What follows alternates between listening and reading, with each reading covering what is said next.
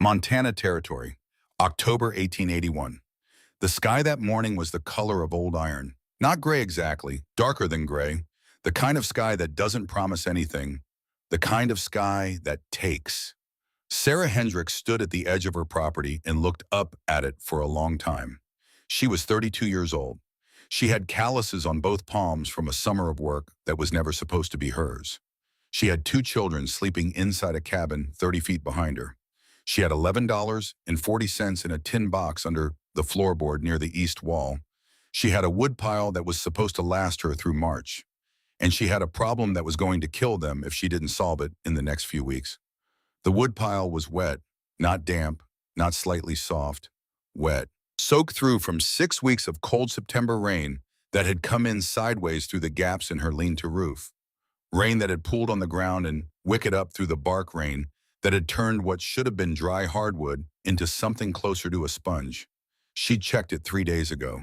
She'd split a piece down the center, hoping to find a dry heart inside. There was no dry heart. The water went all the way through. She stood there in the pre-dawn quiet looking at that woodpile, and she did the math the way a woman alone does math. Not with hope, with accuracy. Wet wood burned at maybe a third of its capacity. She would need nearly 3 times as much of it to produce the same heat as dry wood. 3 times as much of something she didn't have enough of to begin with. Montana winter came in December and didn't leave until April. Sometimes later, she had seen what a bad cold snap did to a family that ran short. She had helped bury the results. A man 4 miles east, 2 winters back. A child the winter before that. People didn't talk about it much. They just noted the empty chair and moved on because moving on was the only option anyone had. She could not run short. She turned and walked back inside. The cabin was 16 feet by 12, which sounds small until you understand it was actually quite well built. Her husband Thomas had spent most of their first summer getting the foundation right, fitting stones tight and level so the floor wouldn't heave in the freeze-thaw cycles that destroyed lesser structures.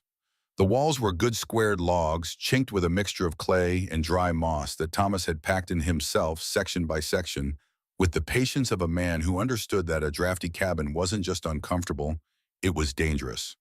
The roof was solid too, steep enough to shed snow without collapse, layered with split shakes cut from the spruce stands at the north end of their claim. Thomas had built a good cabin. Thomas was dead. He died in April. Not from winter, not from cold or starvation or any of the dramatic ways the frontier took people.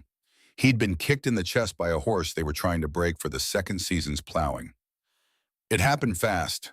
He was there in the morning, strong and methodical, the way he always was, and by afternoon, he was on the ground, and by the following morning, he was gone. Sarah had sent Mary her 9-year-old daughter to ride for the nearest neighbor. By the time anyone arrived, there was nothing to be done except help dig a grave in ground that had just started to soften from the spring thaw.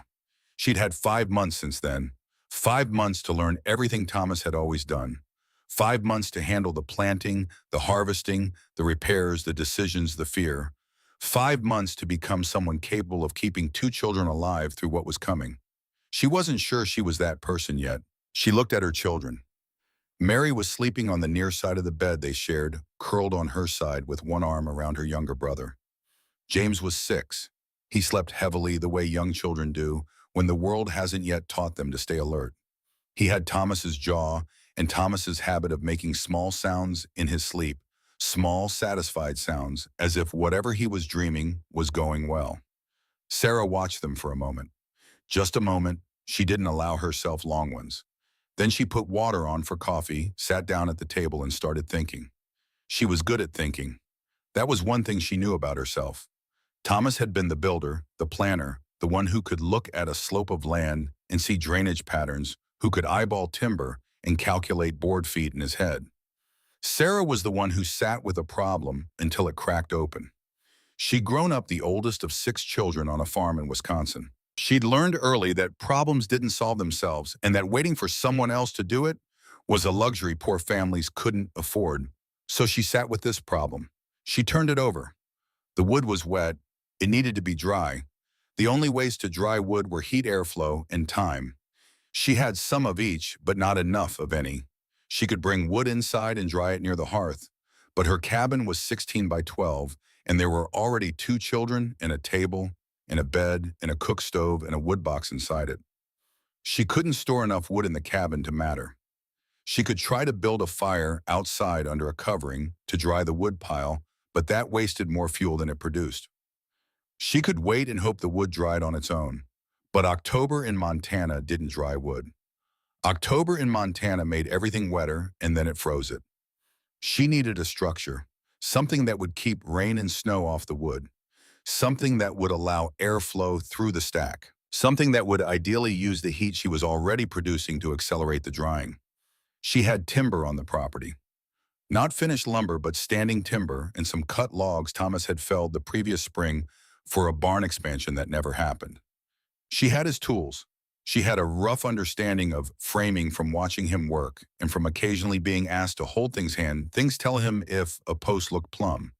She did not have the money to hire help. She did not have the time to wait for it. She thought about what she had.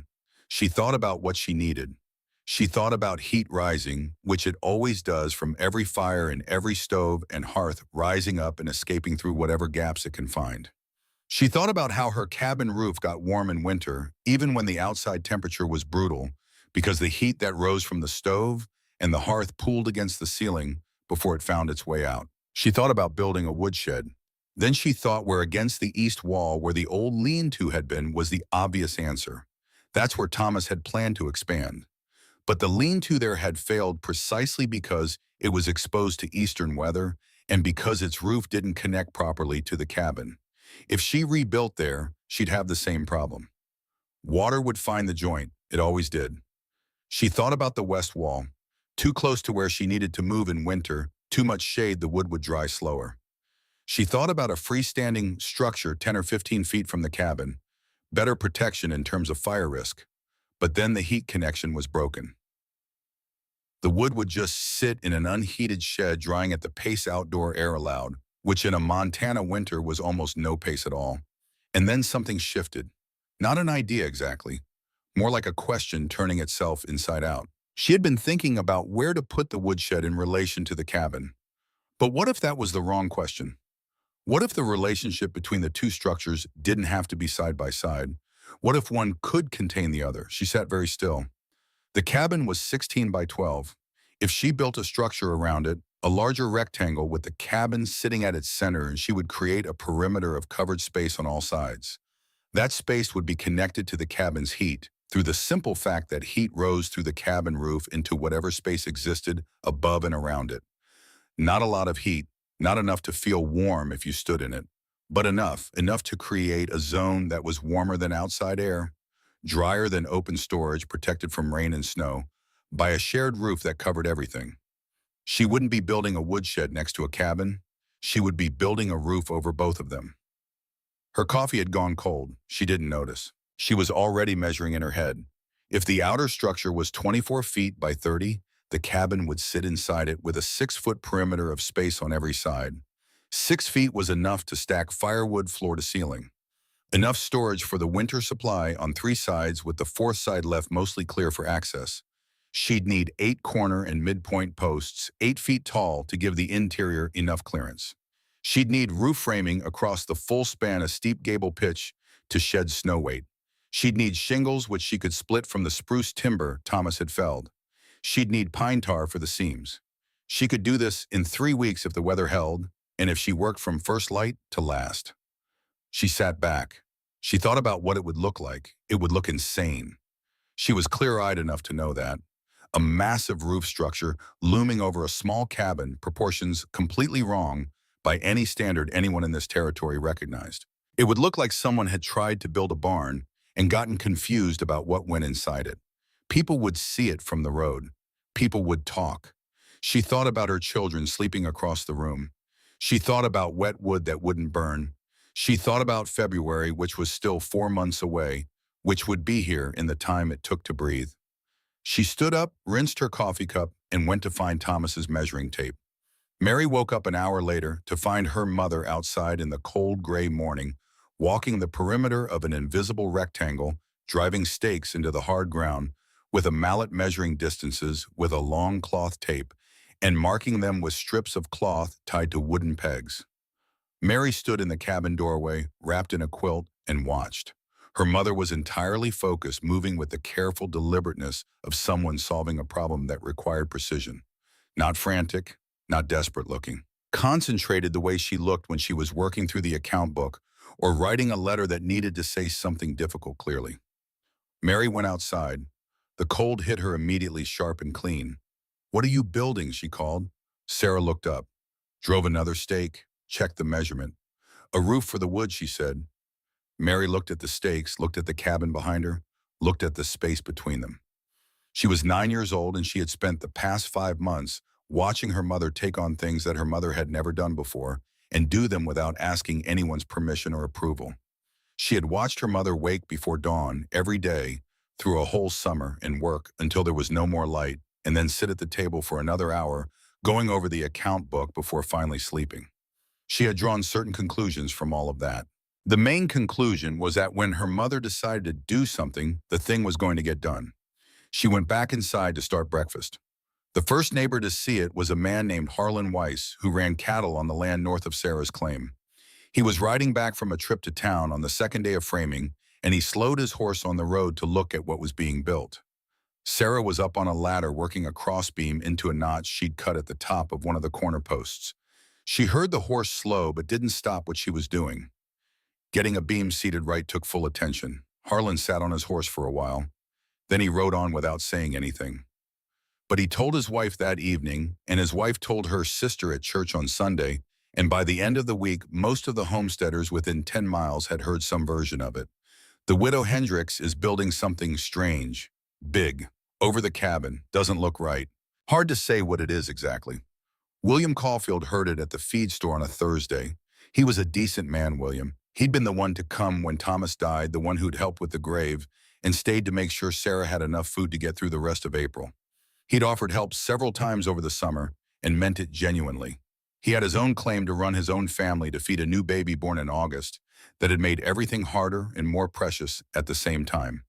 But he'd meant the offers. He rode over on a Saturday in mid-October. He came around the tree line and stopped his horse. The outer posts were all up.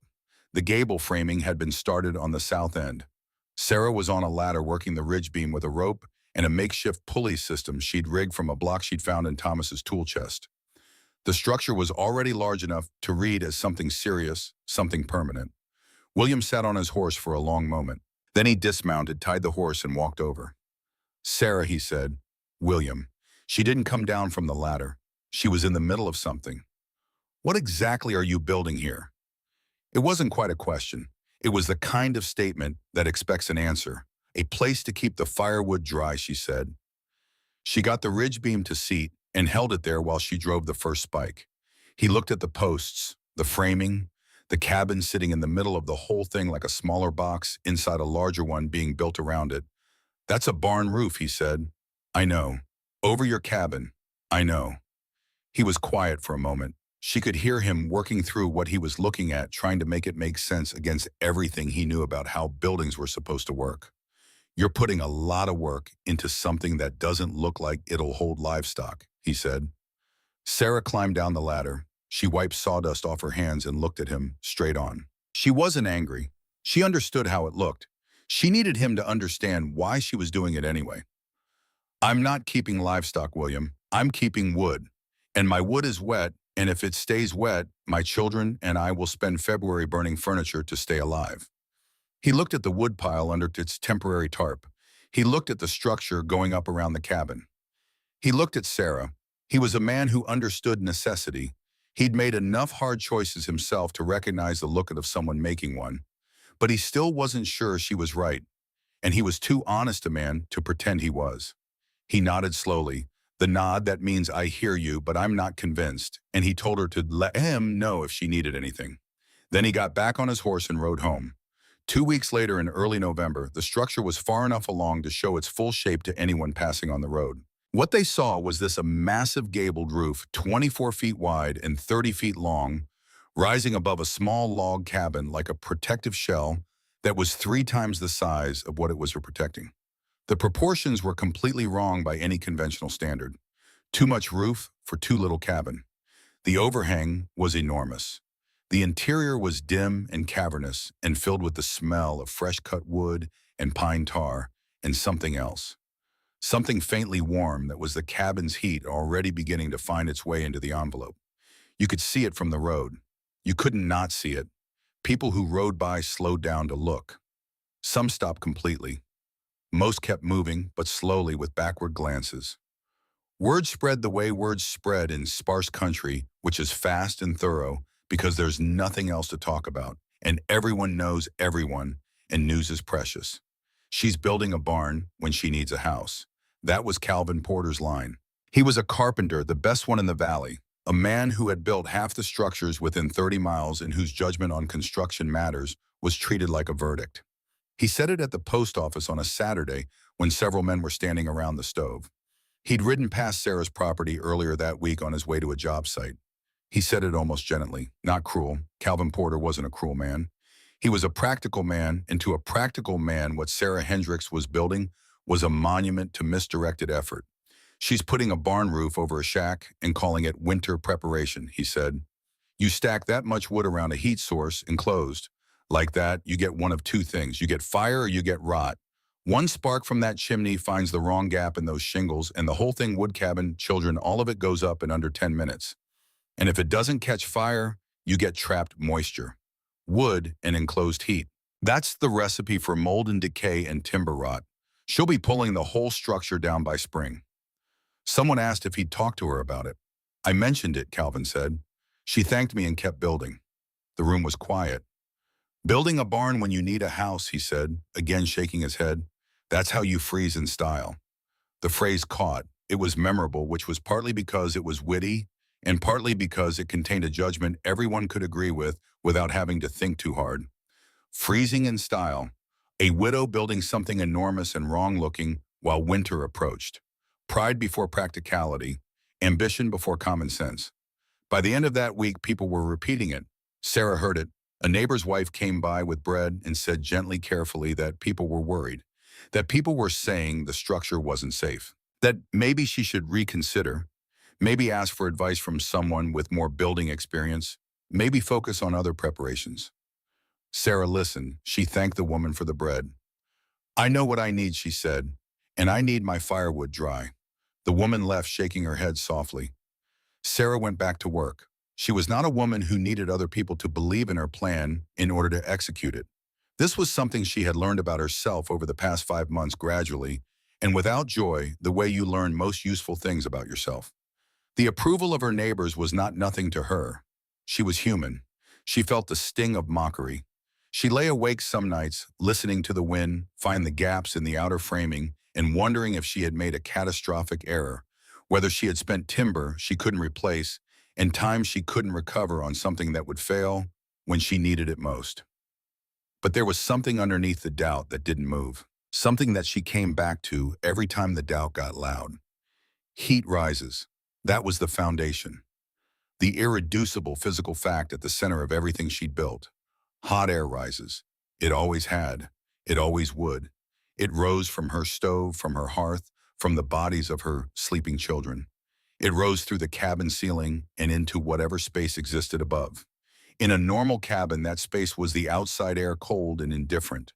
But in her structure, that space was the envelope she'd created, covered, protected, connected to the heat source below. The rising warmth wouldn't heat the firewood. She wasn't claiming that, but it would create a zone that was 10, 15, 20 degrees warmer than outside.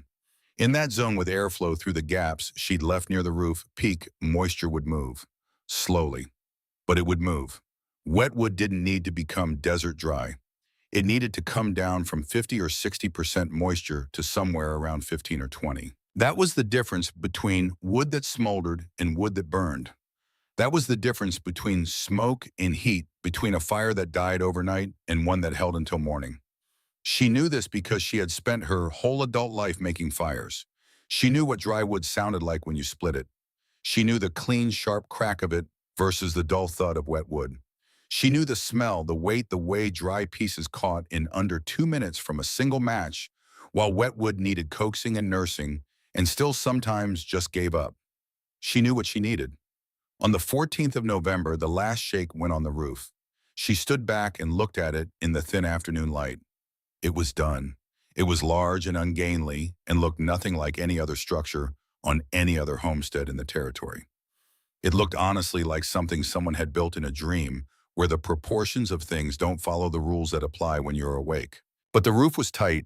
She'd sealed the seams with pine tar herself, row by row, and then gone back and sealed them again. The gable vents were positioned exactly where she'd calculated, low enough to allow airflow through the wood stacks, high enough to let the moist air escape without pulling in wind and rain. The posts were deep set and braced. The framing was solid. It would hold.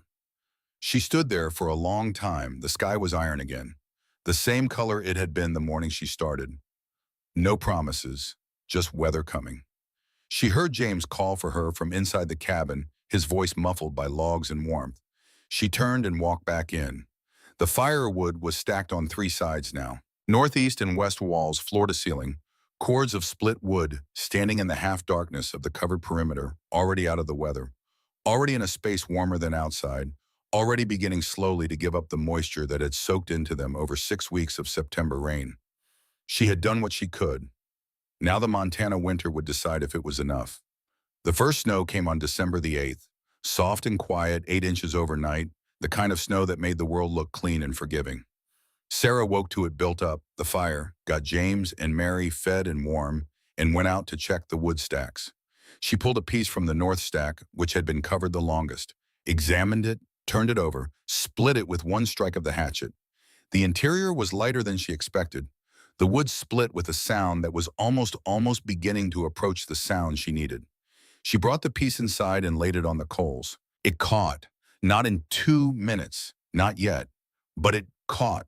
And it burned. It didn't hiss. It didn't fill the cabin with the thick white smoke of moisture fighting heat. It burned with a healthy, clean flame. And Sarah sat on her heels in front of the hearth and watched it for a long moment with an expression that no one was there to see. Then she stood up and made breakfast. 5 days later, the temperature dropped. 15 above, then 10, then 15, and then on December 13th, the rain came. Cold rain. In December. In Montana, snow was survivable. Snow sat on wood piles and could be brushed away. Rain was different. Rain soaked in. Rain found every crack and split and gap and turned wood into weight that wouldn't burn. And this rain came hard and sideways, and it didn't stop. 3 days of it coating the territory in a layer of freezing slush that went ice at night and ice and slush again during the brief gray afternoons. Then the temperature dropped again. 0. Then 10 below. Then 15 below zero, and the wind came with it. The valley froze. Every wood pile that wasn't covered was soaked through. Every family that had stacked outside under tarps discovered their tarps had failed. Their wood was wet. Their fires were smoke and steam and inadequate heat. William Caulfield's cabin barely held 50 degrees. His wife wrapped their infant in every blanket they had and sat as close to the hearth as was safe while William split piece after piece looking for a dry center that wasn't there. 3 miles south, Jacob Morrison burned 2 chairs and a cabinet door to keep his fire alive long enough to dry out his next armful of wood. And across the frozen fields, in a cabin sitting inside a structure that everyone had called backwards and insane and a monument to misdirected effort, Sarah Hendrick's chimney put out thin, clean smoke. Not the thick white plume of wet wood struggling to combust. Thin gray smoke that rose straight up and dissipated quickly in the cold, clear air. The smoke of dry wood burning hot. William Caulfield saw it on the 4th day of the cold snap. He was outside with numb hands trying to split frozen wood, and he looked across the distance toward her property, and he saw it. That smoke. He stood there for a long time with the axe in his hands. He did not go inside right away. He stood in the cold and looked at that thin gray column rising above the tree line from the one cabin in the valley that everyone had spent 2 months calling a mistake. He stood there long enough for his hands to go from cold to numb, and still he stood there because something about that smoke would not let him look away. Then he went inside. He didn't say anything to his wife. He put more wood on the fire, wet wood that hissed and smoked, and took too long to catch, and he sat in the chair by the hearth while the cabin struggled to find warmth, and he thought about what that smoke meant. Thin and clean. Rising from the one chimney in the valley that wasn't working twice as hard to produce half a result. He thought about the look on Sarah's face when he'd stood at the edge of her clearing in October and questioned what she was doing. Not defensive, not uncertain, just clear. The look of someone who had thought the problem all the way through to the bottom and was building the answer regardless of whether anyone else understood it yet. He thought about heat rising. He thought about what it meant that he hadn't understood what she was doing. Outside, the temperature dropped to 18 below zero. His cabin held 48 degrees. He got up twice in the night to put wood on the fire, wet wood that fought him both times. His wife was awake the second time nursing the baby, her breath showing faintly in the cold air of the cabin despite the fire burning 3 feet away. In the morning, he made a decision. He was going to walk the half-mile through knee-deep snow to Sarah Hendricks' property. He was going to look her in the eye and ask her what she knew that he didn't. And whatever she told him, he was going to listen. Montana Territory, December 22nd, 1881. He didn't need to look for the smoke this time. He already knew what it looked like. That was why he was walking. The cold was serious. Not dramatic serious the way people described cold when they wanted to impress someone. Functionally serious. The kind of cold that made your lungs work harder with every breath, that turned the moisture in your nose to ice crystals in under 30 seconds, that made your fingers go from cold and numb to something past numb that didn't have a comfortable name. 18 below zero with wind. In Montana in December, that wasn't unusual, but it wasn't forgiving either. He'd left before full light. His wife was awake nursing the baby by the fire, and she'd watched him pull on his heaviest coat and his felt-lined boots without asking where he was going. She knew where he was going. He'd been staring across the fields towards Sarah's property for 3 days. Go, she'd said quietly. Find out.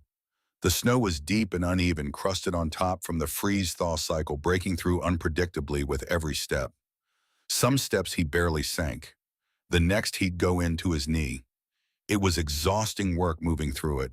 His thighs ached before he'd covered a quarter mile. But he kept moving. He crested the small rise that separated their properties and saw the structure. He'd seen it before, of course. He'd watched it go up. He'd stood in the clearing and told her it looked like a barn over a cabin, which it was. But he hadn't seen it like this in deep winter, in the actual conditions it had been built for. Snow had loaded the roof, a thick, even blanket of it that emphasized the scale of the thing. Icicles hung from the eave edges, long and clean. The perimeter space under the roofline was dark and dry. He could see the wood stacks from where he stood, shadowy towers of split timber running along 3 walls, enormous quantities of it, all of it siding and covered space, while outside, every unprotected surface in the valley was buried under 2 feet of crusted snow. He stood at the edge of the clearing for a moment. He was a fair man, William Caulfield, not the most imaginative man in the valley, not the quickest thinker, but fair. And standing there looking at what Sarah had built, he was willing to admit, at least to himself, that it was not what he'd thought it was. He walked across the clearing. "Morning, William," she called. She was outside already. That was the first thing that struck him, outside in 18 below weather, working calmly at the north side of the structure, pulling firewood from the stack and loading it into a canvas sling she'd made for carrying. She wore a heavy wool coat, good mittens, a hat pulled down over her ears. But she wasn't moving with the hunched, desperate speed of someone fighting cold. She was moving at a working pace, the pace of someone who isn't losing. "Morning," he said. He stopped a few feet away. He wanted to look at her before he looked at the wood. He wanted to read her face. She looked tired. That was fair.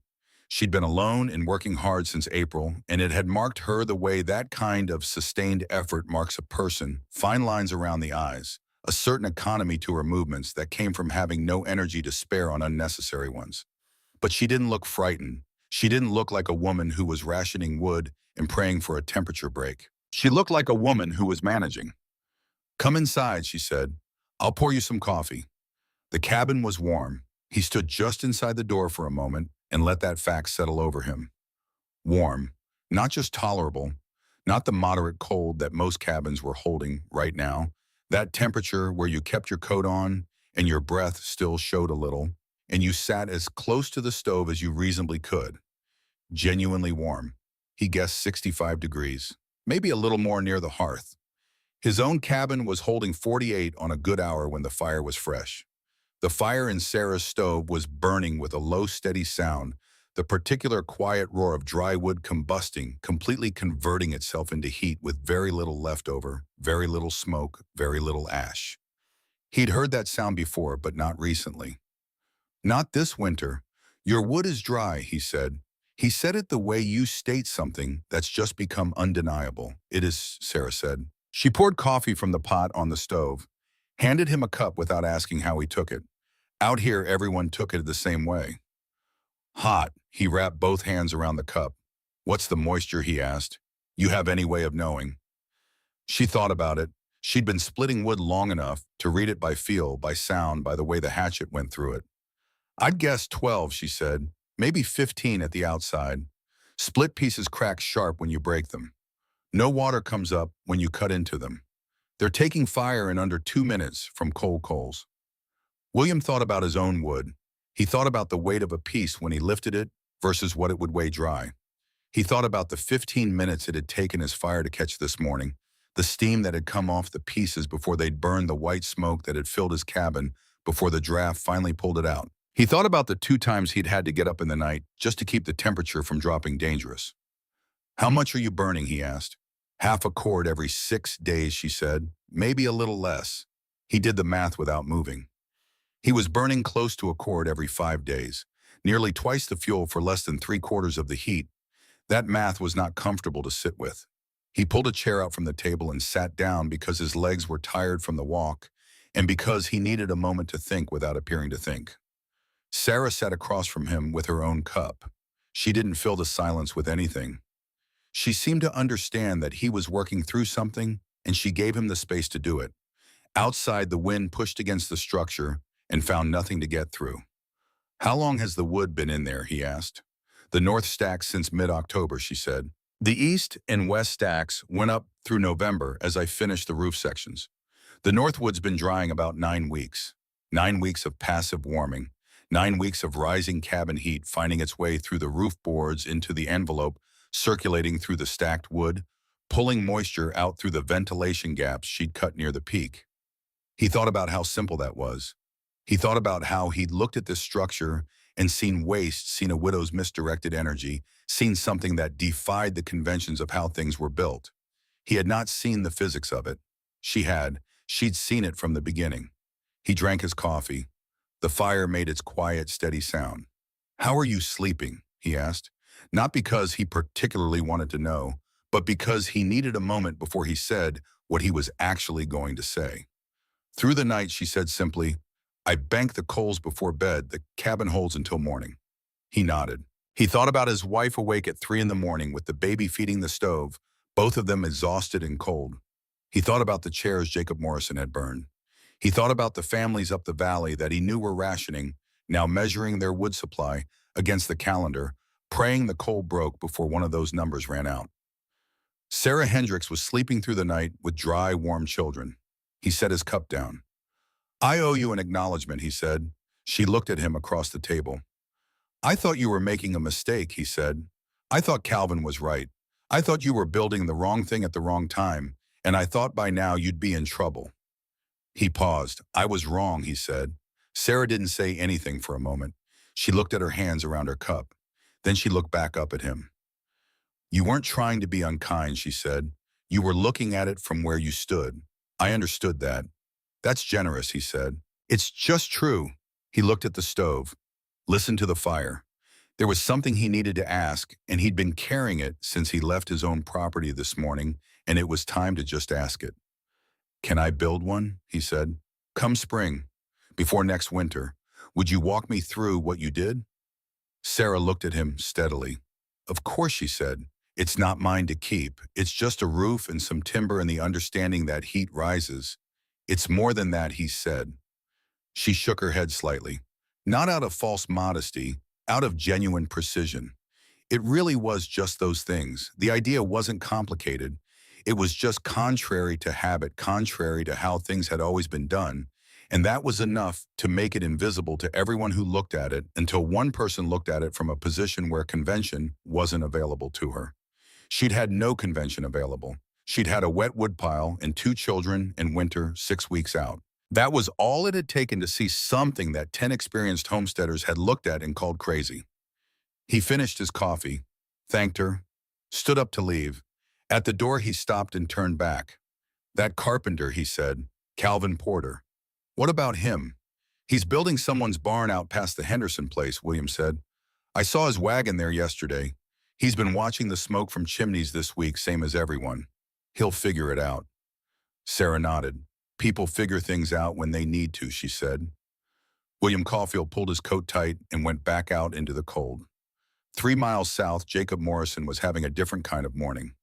He was not a man who admitted difficulty easily. This was not a character flaw exactly. It was a frontier adaptation.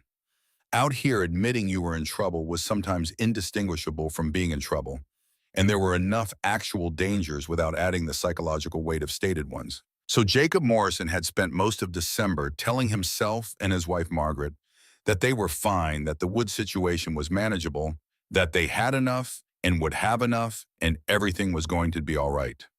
By December 22nd, this position had become difficult to maintain. They had 3 cords left. 3 cords for at least 2 more months of winter, likely closer to 3 months, if the cold held the way it was holding. At their current burn rate, which was already stripped down to the minimum, they could tolerate they had maybe 6 weeks, February 15th, maybe the 20th if they were careful. March didn't care about their calculations. He was outside splitting wood when he allowed himself to actually do the math, the real math, not the hopeful version. He stopped mid-swing and stood there with the axe raised and looked at the wood pile and counted what he saw and let the numbers be what they were. 6 weeks of fuel, 10 weeks of winter remaining at minimum. He drove the axe into the splitting block and left it there. He thought about Sarah Hendrick's smoke. He'd seen it the same as William had, thin and clean and rising steady from the property 2 miles north, visible on clear days above the tree line, an advertisement for something he hadn't wanted to look at too closely because looking at it too closely required comparing it to his own chimney, and he hadn't wanted to make that comparison. He made it now. His smoke was thick, white, the smoke of moisture burning off before the wood could properly combust, the smoke of inefficiency, the smoke of a fire that was working twice as hard as it should to produce half of what it should. Her smoke was different. He knew it. He'd known it for days. He went inside. He told Margaret where he was going. She didn't argue.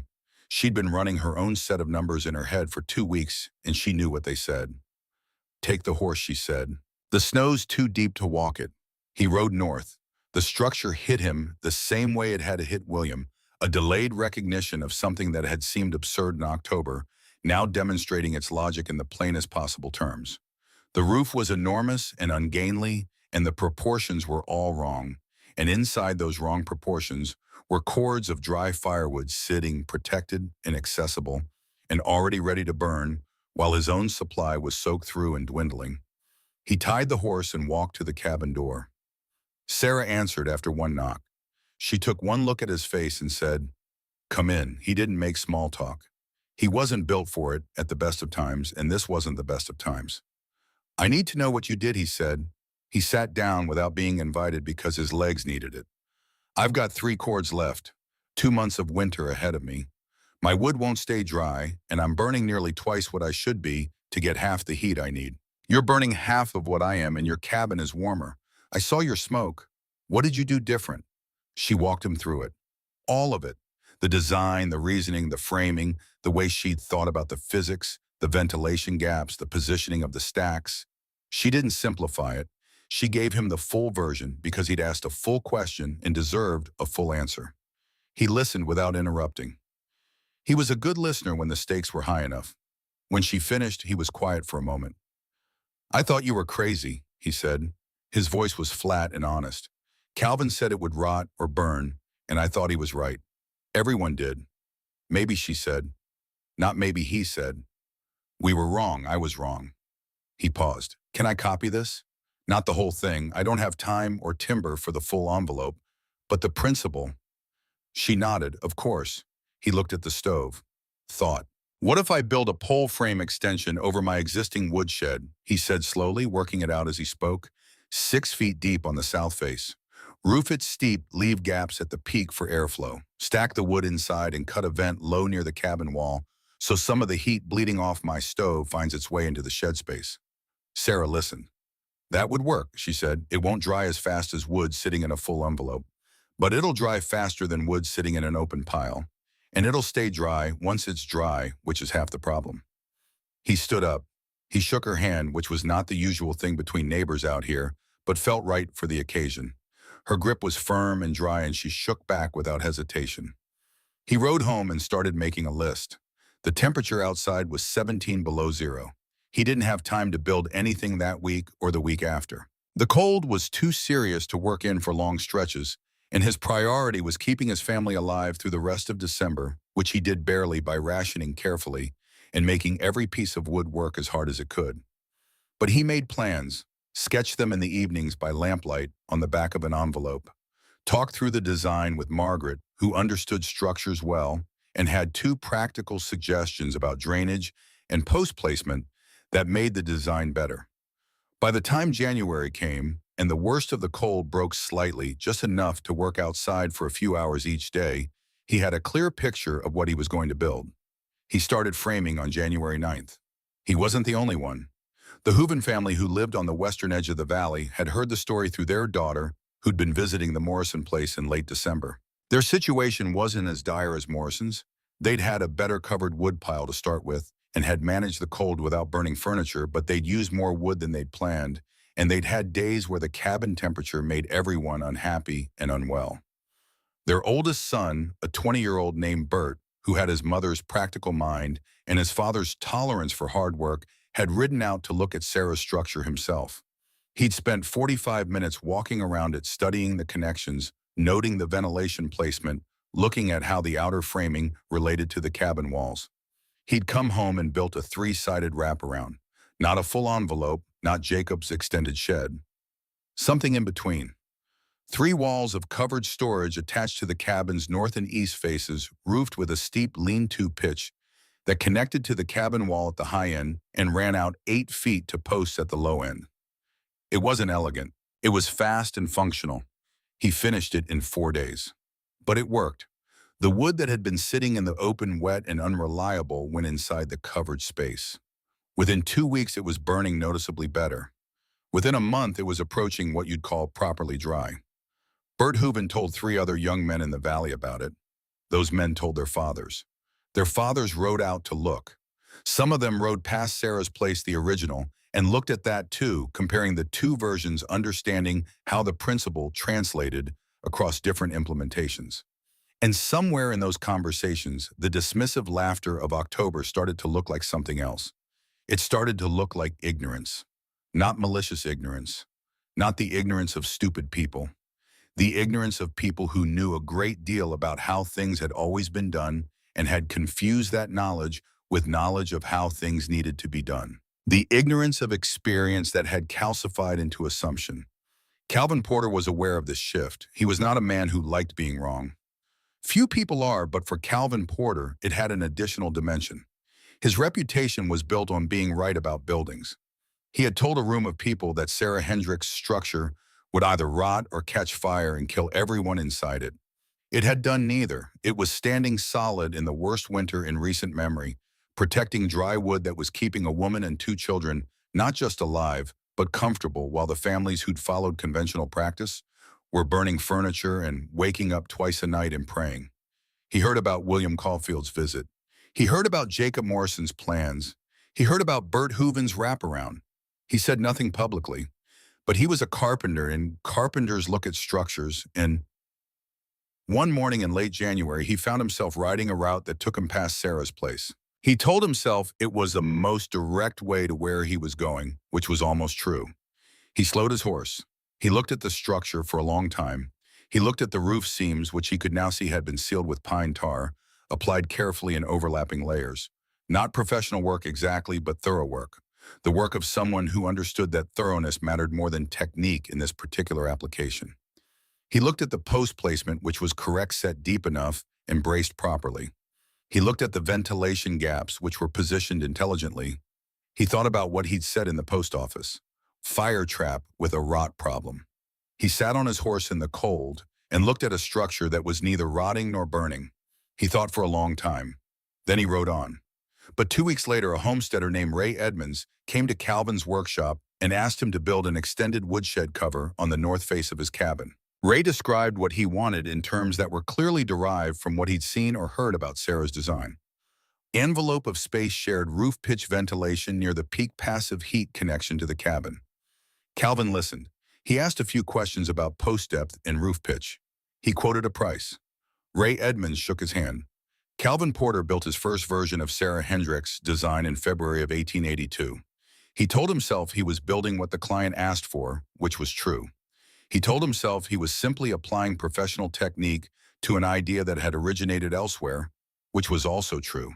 He didn't tell himself anything about what it meant, but he built it carefully, more carefully than he needed to for the money Ray Edmonds was paying. He thought hard about the ventilation placement and improved on what he'd seen at Sarah's property, angling the gaps slightly to prevent wind-driven precipitation from entering while still allowing moist air to exit. He designed the post connections with a simple mortise that made the structure more stable in high wind. He was a craftsman. He couldn't help making it better. When he finished, he stood back and looked at it with the eye of someone who'd built 400 structures in his professional life. It was good, he thought. The principle was sound. The physics were right. The design was simple enough to build without expensive materials or specialized skills, adaptable to different cabin sizes and orientations, improvable in small ways, but fundamentally correct in its core concept. He thought about the widow who'd figured it out on a cold October morning with no engineering education, no professional experience, no help, and a wet woodpile that was going to kill her children if she didn't solve the problem in 3 weeks. He thought about the room at the post office. He said nothing about any of this to anyone, but inside himself, in the private accounting that a fair man keeps of his own failures, he made a note. He'd been wrong. It was December 28th, a week after William's visit, and the cold had not broken. Sarah was working by lamplight at the table after the children were asleep, going over the account book. Not with dread, with something closer to cautious confidence. She had more than half her winter supply left. At her current burn rate, she would end March with enough wood remaining to handle any late cold snap that April sometimes threw at the valley. She would have surplus. Surplus was not a word she'd expected to write next to winter firewood when she'd stood at her woodpile in October and found it wet to the core. She closed the account book. The fire made its quiet sound. James made his small, contented sounds in his sleep. Mary was motionless deeply under the way children are when they're warm enough and fed enough and feel safe. Safe. Sarah sat at the table for a while after she should have gone to bed. She thought about the morning she'd started driving stakes. She thought about how it had looked, how she had known, how it looked, how she'd lain awake in those first weeks wondering if she was making the most expensive mistake of her life. Using timber she couldn't replace, time she couldn't get back, energy she had very little reserve of. She thought about the nights she hadn't let herself think about those things, the nights she'd forced herself to focus on the physics instead of the fear. Heat rises. That was real. That was not a hope or a theory or a guess. That was a fact as solid and reliable as the stone in her foundation. Heat rises and moisture follows air, and wood dries in warm air that moves. She hadn't invented those things. She just noticed them and built something that used them. The wind outside pushed against the roof. The roof held. She went to bed. On January 2nd, a clear day with the temperature risen slightly to 2 above zero, she went out to the north stack and spent 20 minutes checking pieces systematically, pulling from different heights and positions, splitting samples and reading the faces. The wood was dry, not all of it. The pieces that had gone in last, the ones stacked against the east wall in November, were still working toward it, still at 20 or 25%, still carrying more moisture than ideal. But the north stack 9 weeks in the envelope was reading at 12 to 15% throughout. Split sharp and clean, no water beads, pale interior, faces a weight that told you something real. She pulled 4 pieces and carried them inside. She set them on the coals. They caught in 90 seconds. She stood back and watched the fire build, clean and fast and generous, the fire of seasoned wood burning, the way wood was supposed to burn, converting itself into heat with very little wasted heating the cabin instead of fighting moisture doing the job it was supposed to do. The cabin was 68 degrees by mid-morning. Outside, it was 2 above 0. She thought about Calvin Porter's phrase, freezing in style. She thought about how it had felt to hear it, the specific sting of it, the way something witty and wrong could travel faster than truth. She wasn't freezing. She wasn't anywhere near freezing. And the style, if you could call it that, the ungainly, enormous roof over a small cabin, the proportions that made people slow their horses and shake their heads, that style had kept her children warm, and her wood dry and her fire clean through the worst December anyone could remember.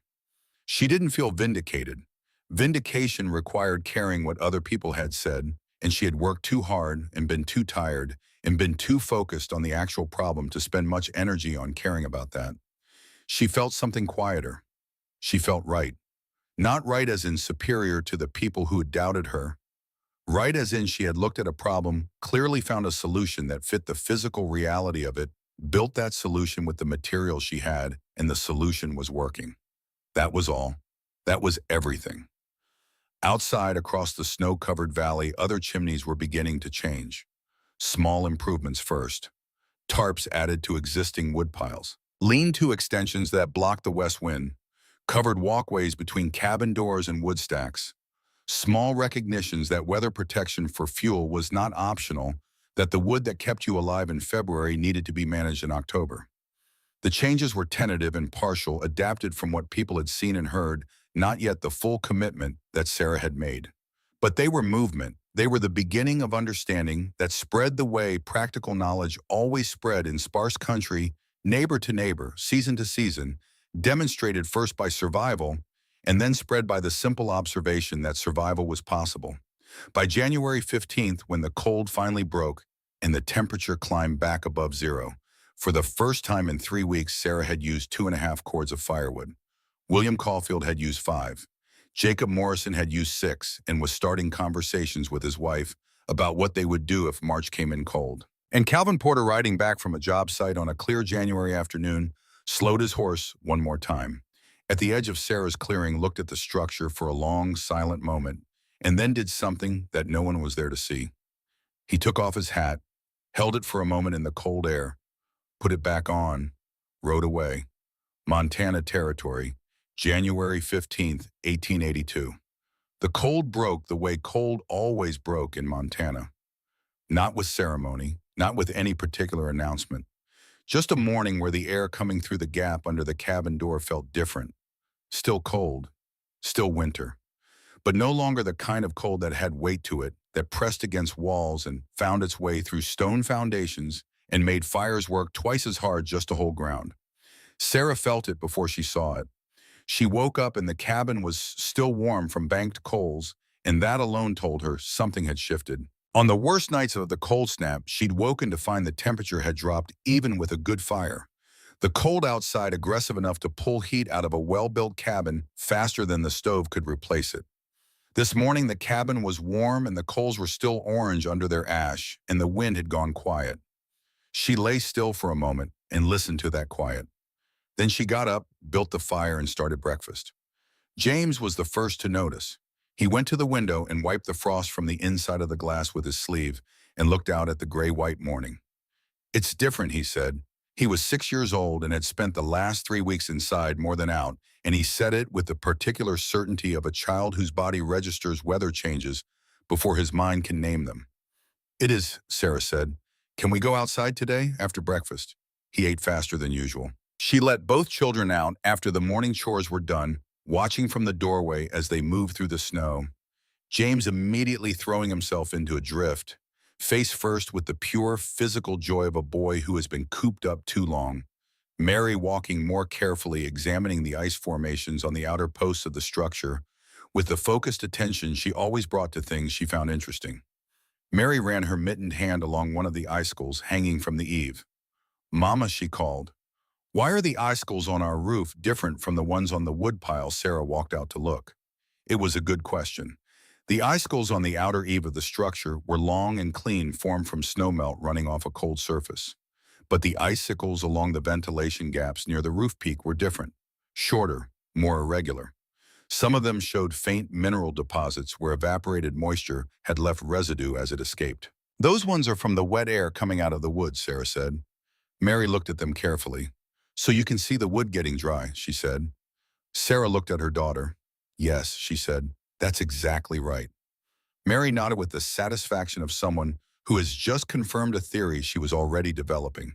She pulled her mitten back and looked at the icicle for another moment, memorizing something about it, and then moved on to the next post, examining everything with the same methodical attention. Sarah went back inside and stood at the stove for a moment, with her hands around her coffee cup, thinking about that. 9 years old, and she was reading icicle formations to track moisture evaporation rates. Thomas would have laughed at that, the good kind of laughing, the kind that meant proud. She thought about Thomas less than she had in the fall.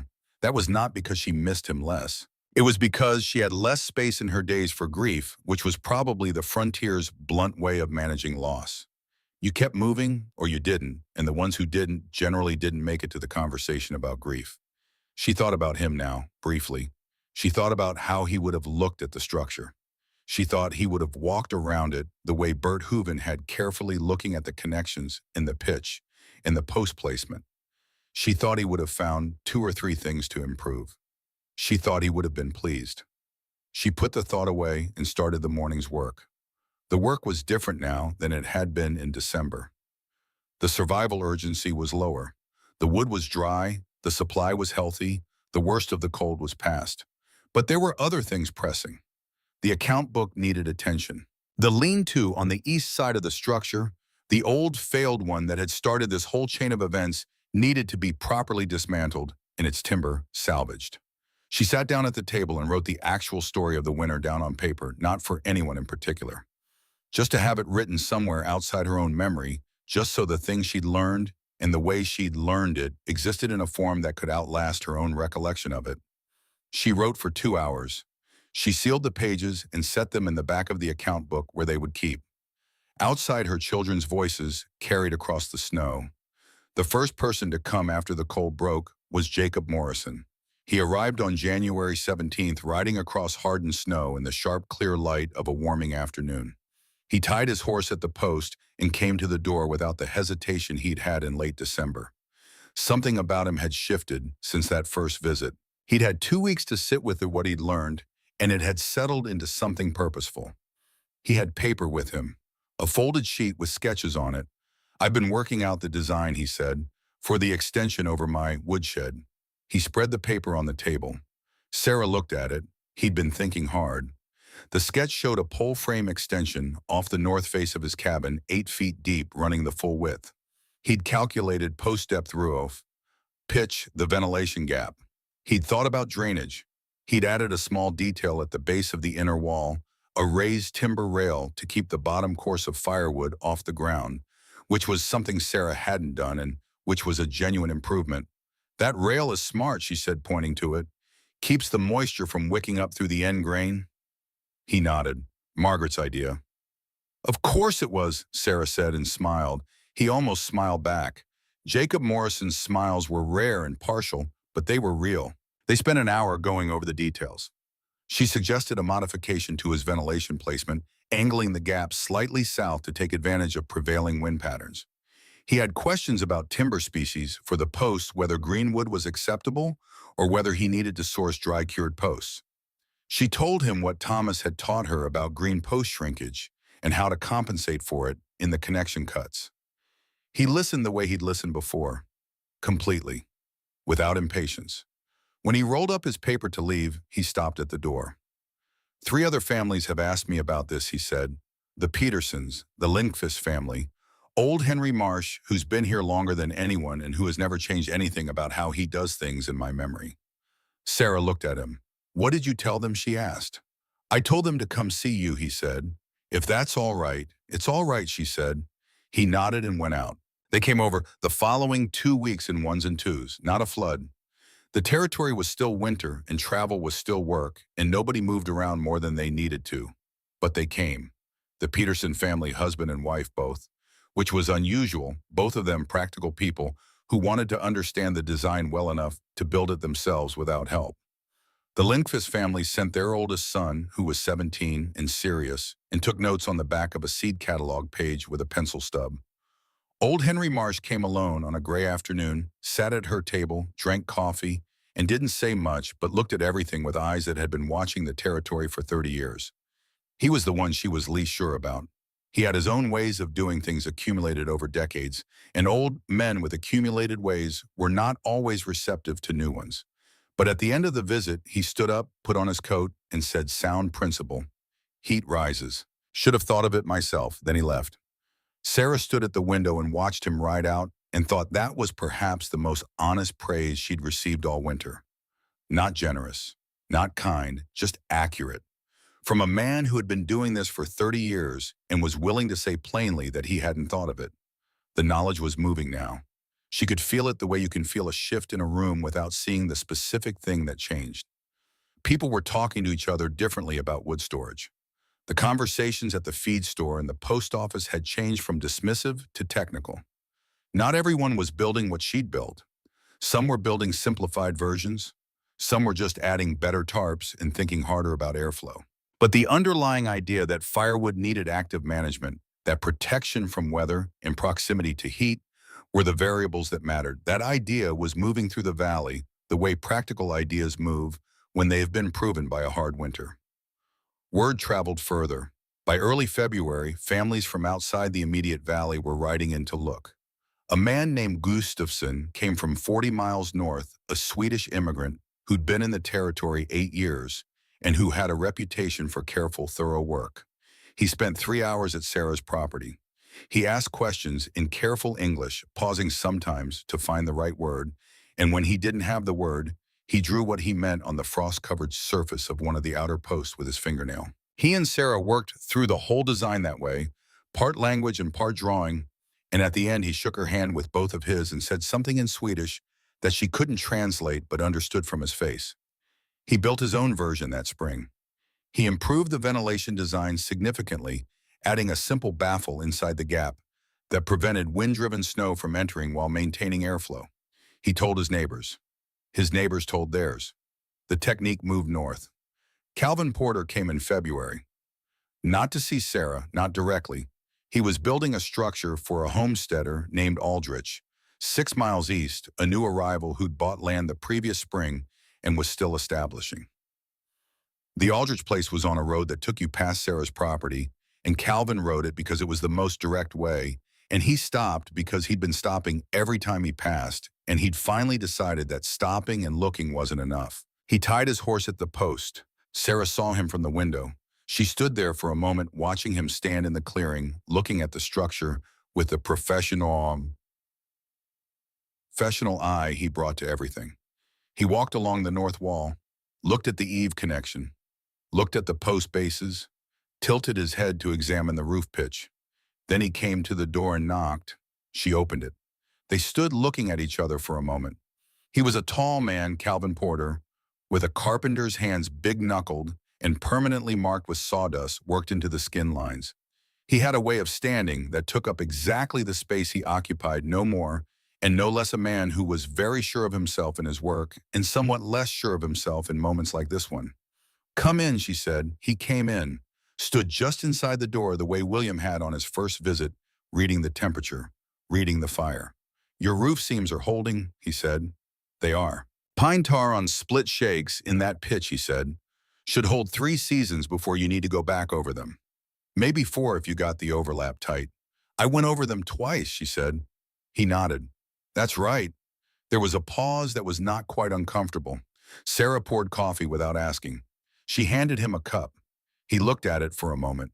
Then he said, "I was wrong about the fire risk." She waited.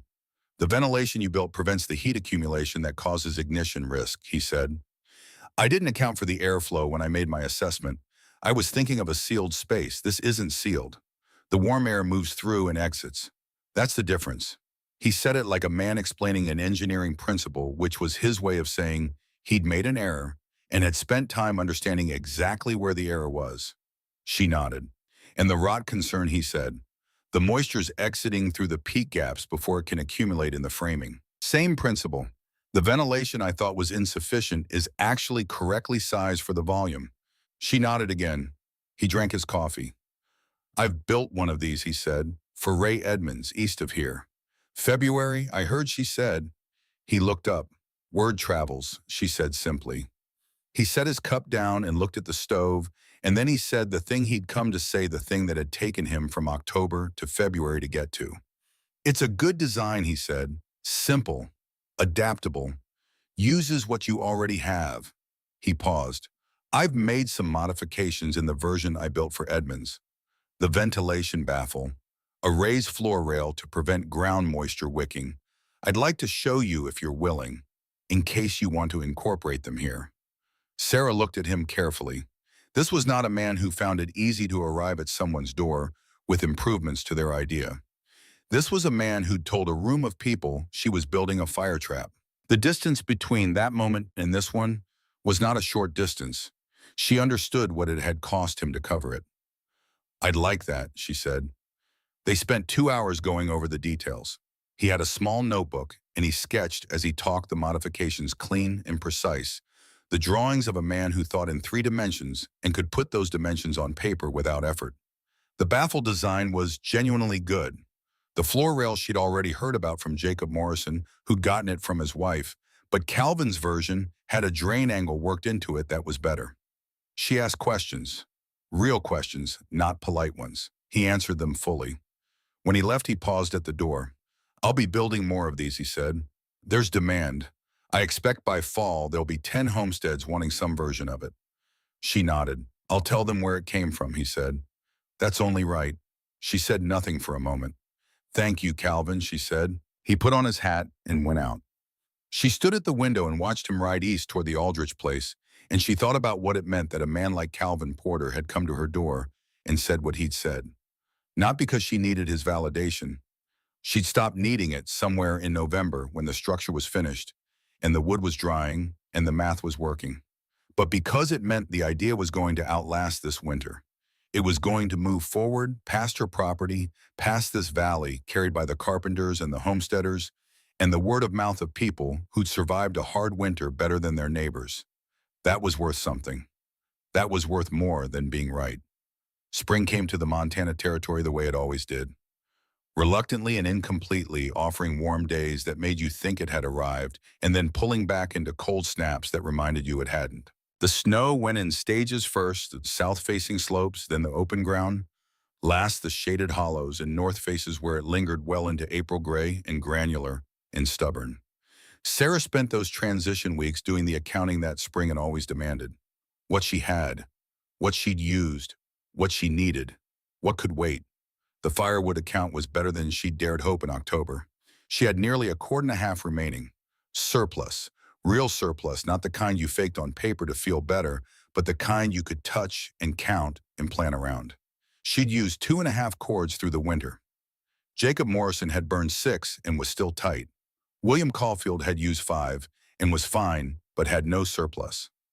Henry Marsh, who'd been doing this 30 years and had good instincts about preparation, had used 4 cords and had a half cord left. She'd used 2.5.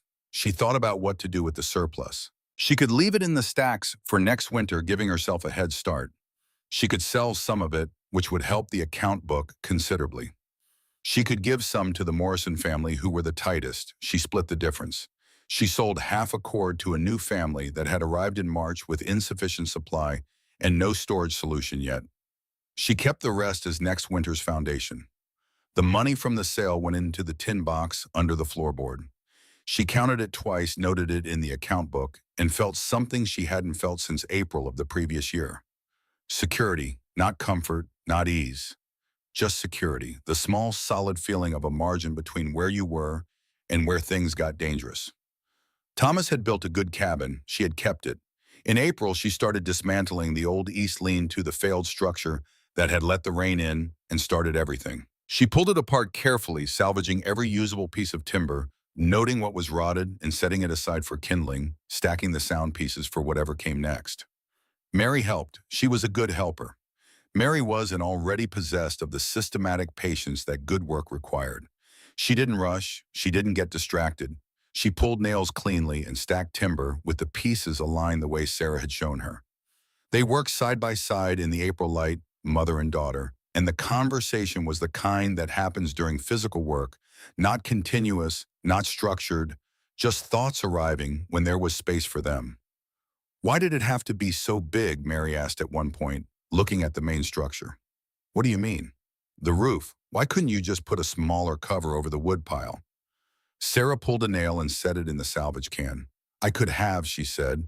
A smaller cover would have kept the rain off. But the rain wasn't the only problem. The wood was already wet. It needed to dry. To dry, it needed warm air moving through it. The only warm air I had was from our stove.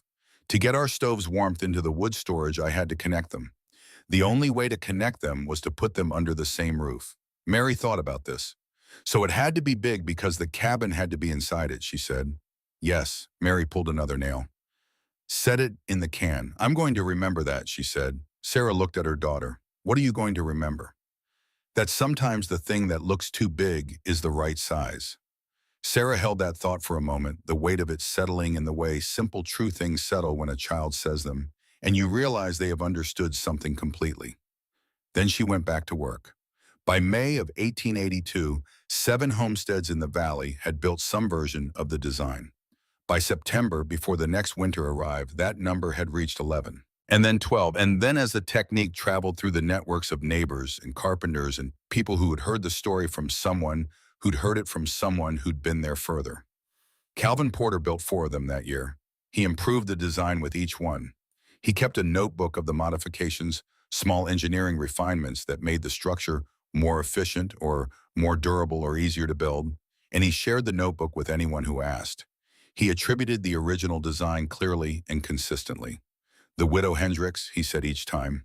She worked it out in the fall of '81 with timber she had and tools she'd inherited and a problem that needed solving. Everything else is modification. Some people had heard about his comments at the post office. Some of them asked him about the contradiction. He said, I made an error in my analysis. I've tried not to repeat it. He didn't elaborate. That was enough. Jacob Morrison finished his extension in late April and immediately began a conversation with his wife about a full envelope version for the following year. Not because he needed it, the extension was working well, but because he'd been thinking about the physics more deeply and had come to believe the full envelope was genuinely superior in terms of drying speed and heat retention, not just a larger version of the same thing, but something qualitatively different once you crossed a certain threshold of enclosed volume. He came to Sarah with his calculations. She sat with them at the table, and they worked through the numbers together, 2 practical people reasoning through a physical problem with arithmetic and observation and the specific knowledge that came from having actually done something rather than just imagined doing it. Morrison was good at math. He caught a ratio error in his own calculation, corrected it, and arrived at a heat volume estimate that matched what Sarah had observed through her winter. There it is, he said, pointing to the number. Yes, she said. He looked at the calculation for a moment. You worked all this out in your head in October, he said, before you built any of it. Not exactly, she said. I worked out enough to believe it would work. The details you only learn by building it. He nodded slowly. I spent 2 weeks telling myself we were fine, he said. Telling Margaret we were fine. He paused. We weren't fine. I know, she said. You were, Gito. Yes. He was quiet for a moment. My youngest was sick in January, he said. Not dangerously, but sick.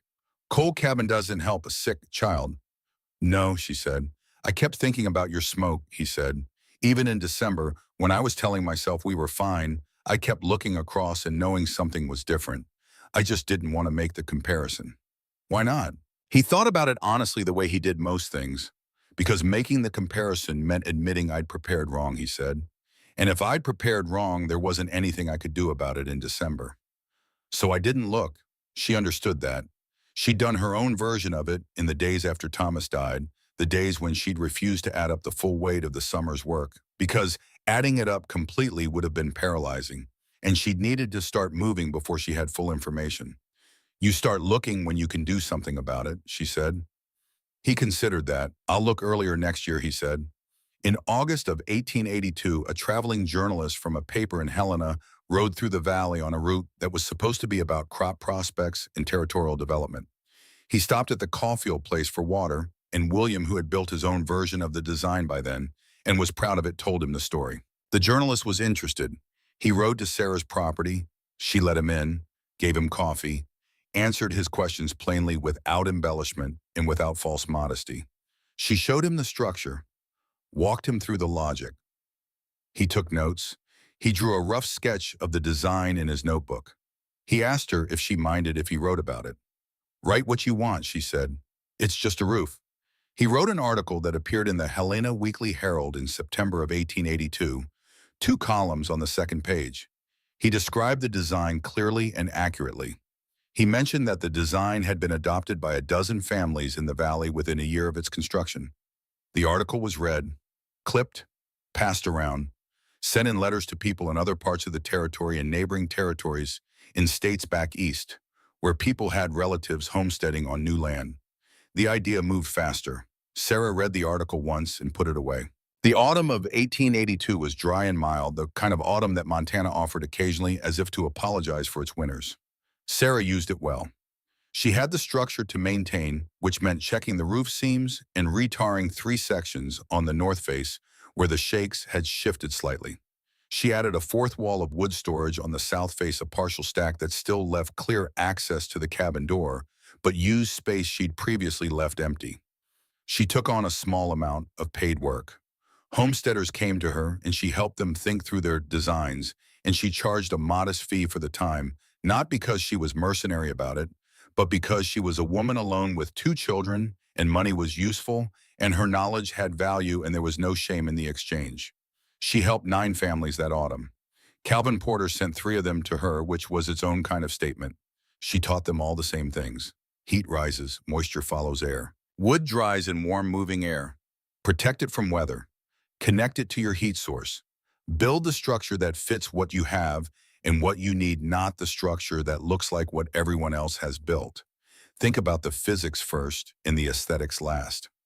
She taught Mary too, not formally, but Mary was present for most of the consultations, quiet in the corner with whatever she was reading or working on, and Sarah could see her listening, could see her processing, could see the questions forming that she would ask later when the visitors were gone, and it was just the 2 of them at the table. Some of the questions were better than Sarah's own thinking. She told Mary so when that was true. It was true more often than she'd expected. Mary was 10 years old by that autumn. She had her father's way with measurements, the ability to hold 3 dimensions in her head and rotate them. She had her mother's way with problems, the willingness to sit with something until it cracked open. She had watched a winter's worth of neighbors come through that cabin and leave with better understanding than they'd arrived with, and she had absorbed not just the technical content of those conversations, but the shape of them. The way her mother asked questions before she gave answers. The way she listened to what people actually needed before she told them what to build. The way she held the physics steady underneath everything, the unchanging foundation that made every other decision easier. She would be all right, Sarah thought more than once that autumn. She would be more than all right. On a clear afternoon in late October, exactly 1 year after she'd driven the first stake into the coal ground, Sarah walked the perimeter of her structure. The wood was stacked fresh for the season, northeast and west walls floor to ceiling. Good dry wood, some of it carried over from the previous winter's surplus. Most of it newly split from timber she'd felled in August and September, left in the envelope through October to begin the drying process that would have it at burning condition by December. The roof was sound, the seams were tight, the posts were solid. She stood at the south opening and looked in at the stacked wood in the cabin sitting at the center of it, small and solid and well-made, the cabin Thomas had built with flat stone and squared logs, and the patience of a man who understood that the foundation was what everything else rested on. She thought about the morning a year ago when she'd stood at the woodpile and done of the math, the cold math, the math without hope in it, the math that had said this wood will not burn and this winter will not wait, and you have no good options and only one idea that makes any sense at all, even though it looks insane. She'd built the insane idea. It had worked. Not because she was exceptional. She didn't think of herself as exceptional. She was a woman who'd been put in a position where she couldn't afford to fail, and where the usual options weren't available, and where she'd had to look at the actual physics of her situation rather than the conventional template of how things were done. That was all. That was everything. She thought about the 14 families who now had some version of this design in operation. She thought about the families beyond the valley, the ones reached by the Helena article, and by word of mouth, and by Calvin Porter's notebook of modifications, and by the slow spread of demonstrated results. She thought about the new settlers arriving every year, the ones who were being told by their neighbors, don't stack it outside. Build a cover, keep it near heat, let it dry before you need it. She stood there in the October light and felt something she recognized from the best moments of her marriage, the moments when she and Thomas had looked at something they'd built together and known it was right. Not perfect. Right. The distinction mattered. Perfect was a thing you aspired to in conditions that gave you everything you needed. Right was what you built when conditions gave you what they gave you, and you worked with it honestly and didn't pretend the constraints weren't real. She had built right. Inside the cabin, she heard James knock something over and heard Mary's voice, patient and slightly exasperated, telling him to be careful. She heard James protest with the specific indignation of a 6-year-old who considers himself careful. She heard Mary's response, still patient now, with the faint thread of suppressed amusement she'd inherited from Thomas. Sarah turned and walked back inside. The fire was going. The cabin was warm. The wood was dry in the envelope around them, waiting for the winter that was coming. Because winter in Montana was always coming, and the only question was whether you were ready for it. She was ready. Montana Territory, autumn 1889. Mary Hendricks was 17 years old, and she had her mother's hands now. Not the soft hands of a girl who'd grown up in comfort. The hands of someone who had worked alongside a working woman since she was old enough to hold a hammer. Calluses in the right places. Economy in every movement. Nothing wasted. She was sitting at the table in the cabin when the knock came, a quiet knock, tentative, the kind a person makes when they're not sure they have the right to knock at all. She opened the door. The woman standing outside was young, 20, perhaps 21. She had the particular look of someone who had arrived somewhere new and was only beginning to understand what new meant. Her coat was good, but not warm enough for what October in Montana would become. She had a child on her hip, a boy maybe 2 years old, and the boy was looking at Mary with the frank, curious stare of a child who hasn't learned yet to pretend he isn't looking. "My name is Clara Bauer," the woman said. "We came up from Nebraska in September. We have a place 3 miles east. I heard there was a woman here who knew about firewood storage." She paused. "Our wood is wet. The shed leaked all through September, and I don't know what to do." Mary looked at her for a moment. She thought about her mother, who was in town that afternoon with James and wouldn't be back until evening. She thought about all the times she had sat in the corner of this room and watched her mother talk to people who arrived at that door with exactly this problem and exactly this expression. She thought about everything she had absorbed from those conversations without being formally taught it. "Come in," she said. "I'll make coffee." Clara Bauer came in and sat down at the table and set her boy on her knee and looked around the cabin with the evaluating eye of a practical woman trying to understand how another woman had managed to make something comfortable out of very little. Mary put coffee on the stove, and then she went to the shelf where her mother kept the account book in the pages her mother had written in January of 1882. She'd read those pages many times. She knew them well enough that she didn't need to read them now. She got paper instead and a pencil, and she sat down across from Clara Bauer. She thought about where to begin.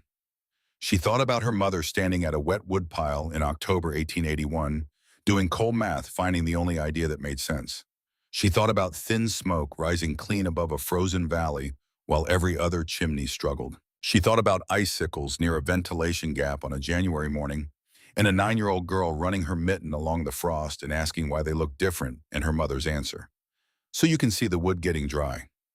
She thought about what her mother had taught her, not just the timber dimensions and the roof pitch and the ventilation ratios, but the thing underneath all of it, the thing that made the rest of it possible. She picked up her pencil and drew a rectangle on the paper. Then she drew a smaller rectangle inside it. "This," she said, "is your cabin." Clara Bauer looked at the drawing. "And this," Mary said, drawing the larger rectangle, "is what you're going to build around it." Clara looked at the 2 rectangles, looked at Mary, looked back at the drawing. "That's enormous," she said. "I know," Mary said. She almost smiled. "Everyone says that." She set the pencil down and looked across the table at the young woman with the child on her knee and the wet woodpile 3 miles east in the Montana winter 8 weeks out. "It has to be that size," Mary said. "Let me tell you why." She told her what she knew. All of it. Not just the how, the timber and the posts and the pine tar and the ventilation gaps. The why underneath the how. Heat rises, moisture follows air. Wood dries in warm air that moves. You don't need to heat the wood, you just need to put it in a space that's connected to the heat you're already producing, protected from the weather that soaks it open enough at the top that the moisture can find its way out. She told her about the math. The difference between wood at 15% moisture and wood at 50. The difference in burn time and heat output, in kindling consumption and how long a fire held through a cold night without needing to be fed. She told her about the cold December of 1881, which she remembered with the clarity of a child who was 9 years old and paying close attention to everything because she could feel without being told that everything mattered that winter. The frozen valley, the thick white smoke from every chimney but one. The neighbor men arriving at the door one by one, each of them carrying the same expression of a person who has been wrong about something important and has finally looked at it clearly enough to admit it. She told her about the icicles. She wasn't sure why she told her about the icicles, but it felt like the right detail, the detail that made the whole thing physical and visible, the detail that showed how you could actually see the process working if you knew how to look. Clara Bauer listened the way good listeners listen completely, with her whole attention, occasionally asking a question that showed she was following the logic and not just the words. When Mary finished, Clara sat quietly for a moment. "Your mother figured all this out," she said. "By herself, with a wet woodpile and 2 children in winter coming." "Yes," Mary said. "How old were you?" "9." Clara looked at the boy on her knee. He had fallen asleep at some point during the conversation, his head against her chest, his mouth slightly open. She looked at the drawing on the table. The 2 rectangles. The cabin inside the larger shape. "Can I keep this?" she said. Mary looked at the drawing. It was rough, not detailed, barely more than a sketch. But she understood what Clara was asking. She pushed it across the table. "I'll draw you a better one," she said, "with the dimensions and the post placement and where to cut the ventilation gaps." She drew for 20 minutes carefully the way her father had taught her to think about 3-dimensional structures on paper. When she finished, the drawing had everything Clara would need to understand what to build and why each element of it mattered. She wrote 3 words at the top of the page before she slid it across. Clara read them. "Heat rises," she said aloud. "Yes," Mary said. "That's where it starts. Everything else follows from that." Clara folded the drawing carefully and put it in her coat pocket. "What do I owe you?" she said. Mary thought about her mother, who had charged a modest fee for this kind of help and had no shame about it because the knowledge had value and the work of a woman alone had value, and there was no reason to pretend otherwise. She thought about Clara Bauer with the sleeping child and the wet wood pile and the coat that wasn't quite warm enough. "Come back in the spring," Mary said. "Tell me how the winter went." Clara stood up, adjusting the sleeping boy against her shoulder. She looked at Mary for a moment with an expression that said more than she had words for. "Thank you," she said simply. She went out into the October cold. Mary stood at the window and watched her walk back toward her horse, a sleeping child on her shoulder, the drawing folded in her pocket. She watched until Clara was out of sight in the trees. Then she went to the shelf and took down the pages her mother had written in January of 1882. And she sat at the table and read them again, though she knew them well enough that reading was almost not the right word for what she was doing. She was keeping them close. She was remembering where it started. A woman alone at a table in the pre-dawn dark, turning a problem over until it cracked open. A wet woodpile and 2 children sleeping in winter 6 weeks out. An idea that looked backwards to everyone who saw it because they were looking at it from the outside and she was looking at it from the place where the usual options weren't available, which was the only place from which the actual solution was visible. Heat rises. Moisture follows air. A roof over both of them. Mary set the pages down. Outside, through the window, the October sky was the color her mother had described in those pages. Iron. Not quite gray, darker. The kind of sky that doesn't promise anything. She looked at it for a long moment. Then she put on her coat and went out to check the wood stacks. They were full, dry. The north stack had been in the envelope since September, 6 weeks of passive warming and airflow, and she could tell from the weight of a piece when she pulled it and from the sound it made when she split it that it was close to ready. She brought 2 pieces inside and set them on the coals. They caught in under 2 minutes. She sat on her heels in front of the fire for a moment, watching the flame build clean and fast, watching the wood give itself up to heat, without fighting, without smoldering, without the thick white protest of moisture burning off before the fire could find its footing. Her mother had sat in this same position in front of this same hearth in January of 1882 and watched the first truly dry piece of wood she'd burned all winter catch in 90 seconds and had felt something that she'd written about in those pages. Not vindicated, something quieter. Right. Mary understood that now in a way she couldn't have at 9. Vindication was about other people, about what they'd said, and whether you'd prove them wrong. Being right was about the problem, about whether the thing you'd built actually worked, about whether the physics you'd trusted had turned out to be trustworthy. Her mother had trusted the physics. She had taught Mary to do the same. Trust what's real. Start with what doesn't change. Heat rises, moisture follows air. Wood dries in warm air that moves. Build from there with what you have toward what you need, and don't let the way things look from the outside change what you know from the inside. The fire was fully going now, burning steady and clean, the quiet roar of dry wood doing its work without fuss. Mary stood up. She went to the table and sat down and took out a fresh sheet of paper and began to write. Not a drawing this time. Words.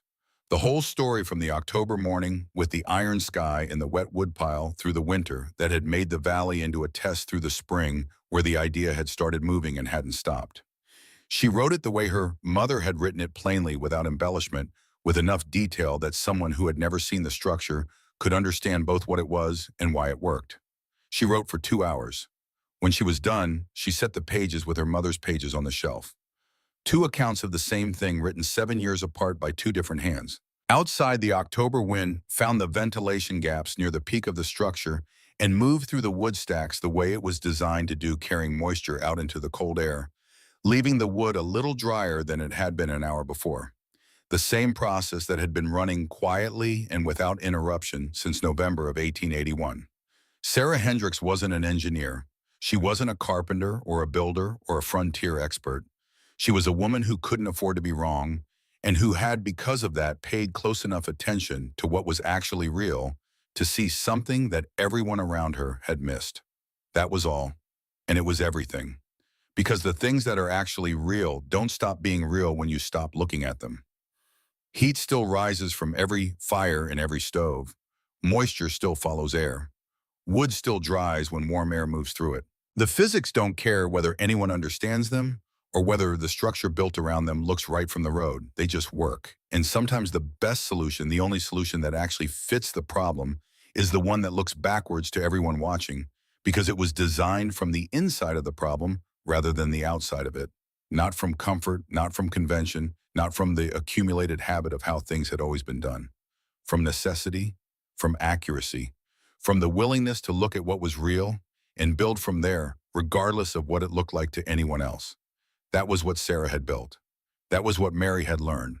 That was what Clara Bauer was carrying home in her pocket on an October afternoon in 1889, folded carefully against her chest, the sleeping weight of her child on her shoulder, in a Montana winter 8 weeks away. The same lesson. Moving forward, the way it always does. Not in newspapers or lectures or official records. Neighbor to neighbor, hand to hand, one drawing at a time, one conversation at a time, one winter survived at a time.